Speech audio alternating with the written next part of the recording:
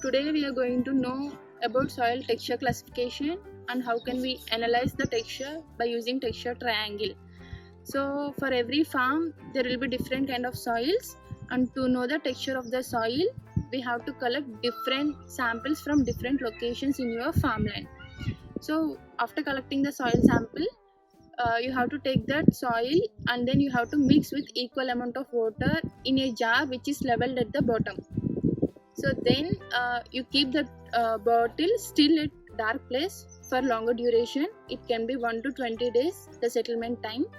After that you just take the bottle out and you just verify the layers. You can see different layers of different diameter or depth. Based on that we will going to describe the texture of the soils. So yeah, this is the jar test we have done for the land, and this is the observation we can see here. So we have here 3 different layers where we can see the fine texture. This is the clay portion of the soil, and then we have a darker section here. Up till here it's clay, from here to here. Then we have a darker section here which is the silt, and then you can see in the grain size being getting larger, that is the sand portion. So this much we have the sand. So we measure the length from the bottom to the where the clay portion is there, and then we'll measure the different, how much is the sand, how much is the silt, and how much is the clay. According to that we'll get the percentage of the sand, silt and clay in our land, in our soil sample. So we have used the scale to measure the height of each layer which is formed, and the clay is 3.2 centimeters, silt is 0.5 centimeters and sand is 5 centimeters. The total length is 8.5 centimeters. So now we have to convert this into percentage to know the exact texture of the soil. So we have now for calculation of percentage, initial by total into 100, we will get the percentage. Here it is 37% and 0.5 by 8.7 into 100, it is 6%, and 5 by 8.7 into 100, it is 57%. So now this is the percentage. This is percent clay, silt and sand.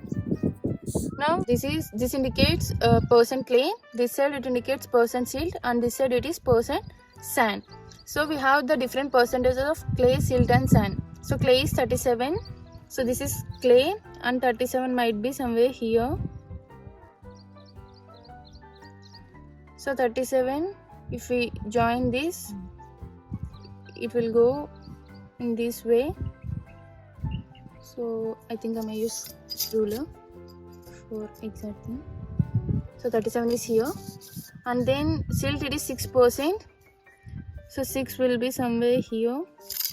So the parallel line, if we join, it will come here. Then 57% is sand. So here it is 57, and if we join, yeah. Here the point which is in the sandy clay part. So the entire soil which we have collected from that valley is in the sandy clay texture. So this was a classification of clay, silt and sand in the soil jar test analysis we have done.